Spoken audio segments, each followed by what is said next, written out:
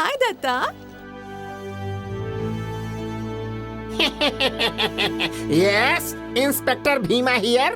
कैसे मिले के बा? इंस्पेक्टर दत्ता कहाँ बाड़े? हम हैं इंस्पेक्टर। अभी ट्रांसफर भइल है आपके? ना ना ना ना ना ना ना 2 साल से हम यही जे ड्यूटी पर बानी। मजाक मत करी। क्या बात बा मैडम, आप होश में तो हम बानी? तो होश में ही बानी, आप नहीं खे। पुलिस स्टेशन में आके बदतमीजी कर रहल बाड़ू। Behave yourself inspector. ए, इनके बतावा कि हम यहाँ के इंस्पेक्टर बानी के ना। जी बोली मैडम। ओ दिन आप केकरा के सैल्यूट करत रहनी? पुलिस स्टेशन वो दिन किराया पर दे ले रही। कहा तू लोग पुलिस स्टेशन किराया पर दे देला और हमके ना बताऊला? दरअसल वो जौन रेफ्रिजरेटर मंगवाले रहनी ना, वो फर्स्ट हैंड ना सेकंड हैंड सेकंड हैंड रहे ना फर्स्ट हैंड रहे, शोरूम से मंगाइले रहनी बहुत सर। पुरान बात बा। ठीक बा, हम जेकर बात कर रहल बानी उनकर फोटो ओइजे बा। इंस्पेक्टर दत्ता। वो इंस्पेक्टर नहीं खे मैडम, वो बहुत बड़ चोर बा। देखी मैडम, आप एगो पढ़ल लिखल समझदार लड़की बानी, बाकी ओकरा आगे पीछे माई बाप भाई बहन केहू नहीं खे। गलत काम ही ओकर धंधा है। पता न कितना बार जेल के हवा खा चुकल बा। 1 नंबर के 420 आदमी बाऊ। आपके तो अकल होके के चाहिए। अगर ओकरा से मिले के बाद तो bus station, railway station, cinema hall जाई।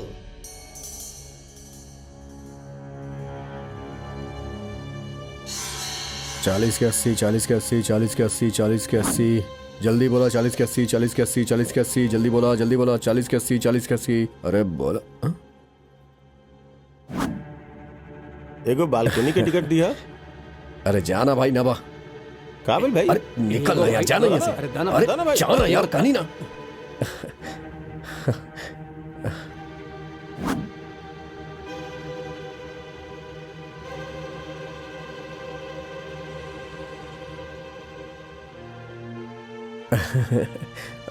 Black market selling black ticket, so catching rubbers Mufti, it is new technique.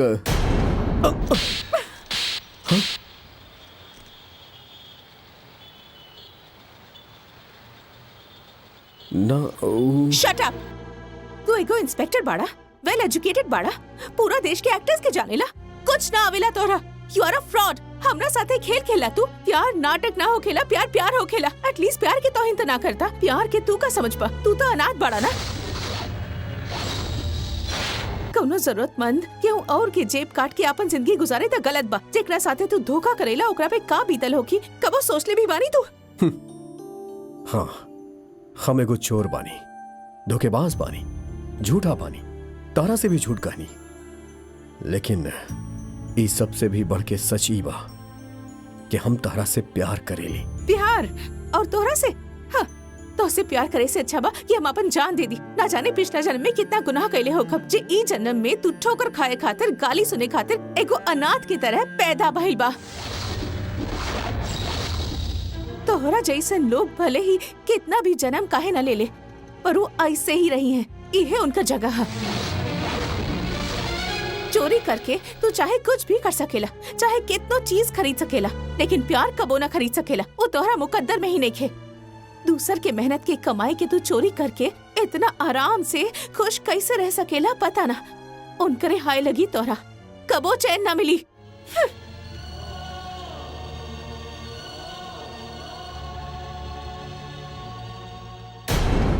प्यार के तू का समझ पा?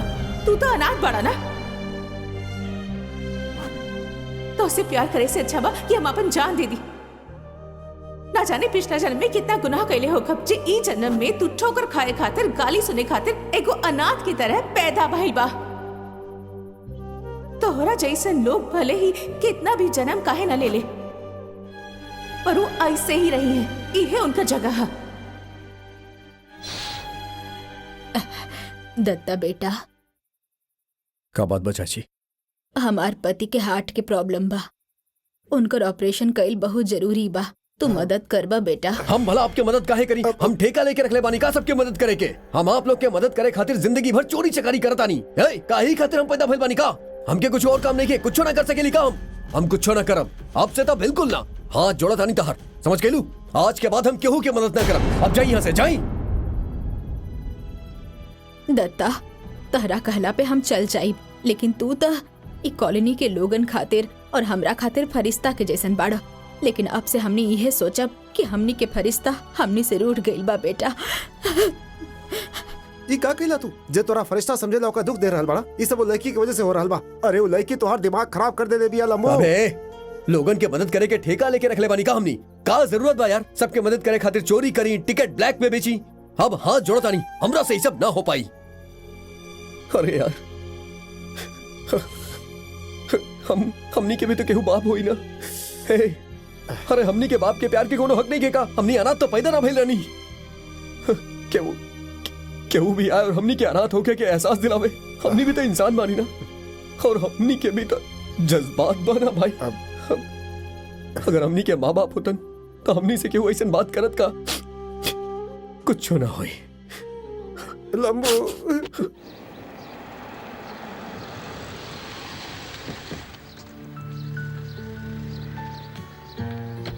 आई साहब, वो कहीं भाग तो ना जाई ना। भागे के तो कोनो सवाले पैदा नहीं किया हो सर। बड़ा मुश्किल से हम ऐसा मासूम बंदा खोजनी कि हम का बताई आपके। मासूम बाऊ? बिल्कुल सर, होकर माँ बाप बचपन में ही गुजर गए रहे। वो बेचारा अनाथ बा। वो एजा सामने रहेला सर। हम अभी जाके बोला के लाफ्तानी। आप एजी रुकी सर। बुलावा ओकरा। हम क्या ऐसा झमेला ना चाहिए और सरदर्द भी ना चाहिए। अरे मैं कमाई बहुत हो की। अरे सरदर्द पाल के कमाई के का फायदा। मना करे से पहले एक बार सोच रहा।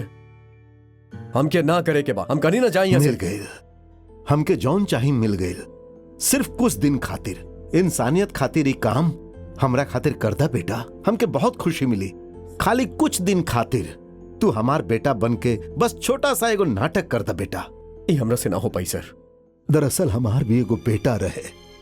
एक दिन एगो हादसा में ओकर मौत हो गई, जेकरा गम में हमार बीवी अपन होश आवाज खो बैठल। कई साल हो गए, लेकिन ओकरा अब भी अपन बेटा के वापस आवे के इंतजार बा बेटा।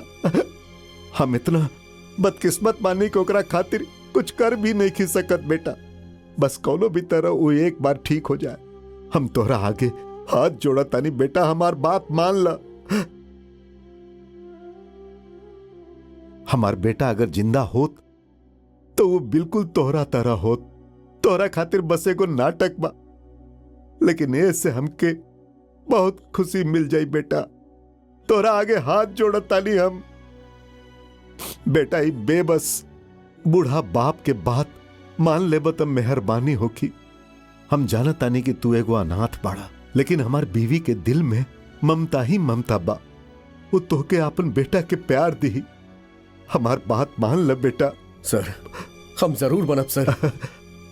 हम तोहके बदला में लाखों रुपया दे सकेनी। हमार पति के हार्ट के प्रॉब्लम बा, तू मदद करबा बेटा। 1.5 लाख से काम हो जाई बेटा। सर हम जरूर चलब सर। अगर आप तनी एडवांस दे दी सर तो तनी परेशानी कम हो जाई और केहू के मदद हो जाई। ओकर सिचुएशन बहुत खराब बा। हाँ हाँ हम आ जाए सर।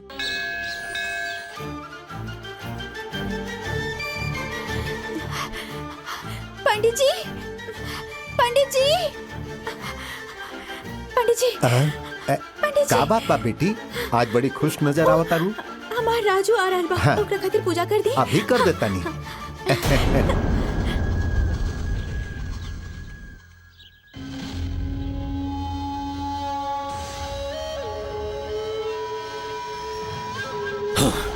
आज चाहे जोर हो जाए, जब वो एजा आ ही रहल बा तो यहाँ से वापस जिंदा ना जाए के चाहिए। आज हाथ से मौका जाए मत दिया। शांति वर्मा से बदला लेवे के ऐसे अच्छा मौका कबो ना मिली। ई बात दिल दिमाग में बैठाला और वो जैसे ही एजा पहुंचे काट के फेंक दिया। हे भगवान, बस हमके बहुत कामयाब बना दी। यह आशीर्वाद चाहिए। लंबू तू इनकरा साथे चल जाइबा, हमार का अरे तू परेशान काहे होत बड़े? तू दादी के ख्याल रख, हम बस वहाँ सब कुछ सेटल कर दे। अच्छा बात सुन, नया काम के मामला बता, तू टेंशन मत ले यहाँ। अरे लंबू, अरे समझा कर यार। बेटा ट्रेन छूटे के टाइम हो गई। ठीक है ठीक है। अच्छा ये बताओ, हम कोर्ट में जजेस तब आई ना? एकदम। हाँ चल ठीक है, आराम से जाइए। चलो हम चलता नहीं। हाँ अपन ख्याल रखिए, ध्यान रखिए दादी के भी। चला फिर मिलब टिंगू। लंबू अच्छा से रहिया।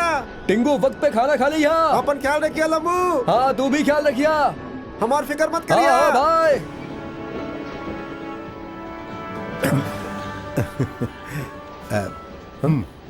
ना ना ठीक बानी।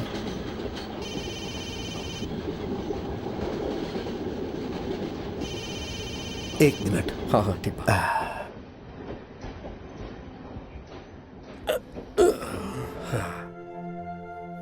Hello hello. बोली डैडी। हम ओके अपना साथे लेके आ बतानी। तू ऐसन करिए स्टेशन पे मलिक अर्जुन के आदमियन के साथे आपन आदमी के भी भेज दिया, काहे कि हमने कोनो चांस नहीं ले सकत। काल के बाद तू पूरा तरह से आजाद हो जाइबा।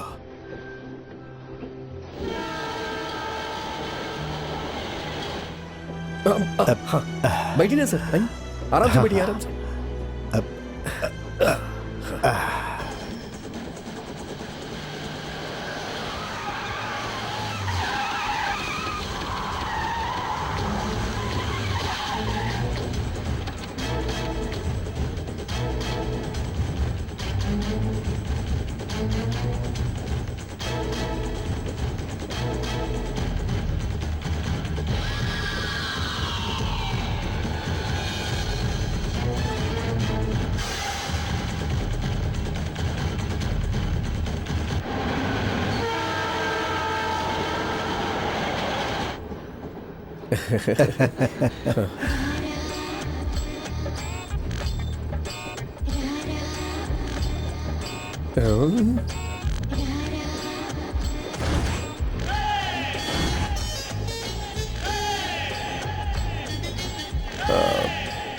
नमस्ते आंटी जी।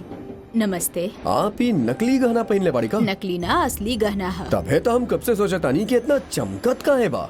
एक चमक से तो पूरा कंपार्टमेंट जगमगात बा। अरे बेटा, जब हाँ। हम सोना के गहना पहन ले बानी हाँ। तो थोड़ा तो दिखावा करब ना। आंटी कहीं दिखावा के चक्कर में आपके साथ धोखा ना हो जाए और गर्दन पे चाकू रख के केहू गहना लूट ना ले। आपके पता बा आंटी, ट्रेन में ऐसा लूटपाट जरूर होखेला। अरे बेटा, हम लुटेरन से ना डरीनी। औरत के कमजोर ना होके के चाहिए। तू इतना हट्टा कट्टा दिखेला, फिर तू काहे डरा रहल बाड़ा? हम कहाँ डरातानी, हमरा तो हाथ में खुजली हो रहल बा, कहीं हमरा से कोनो गलती ना हो जाए। नमस्ते आंटी। नमस्ते।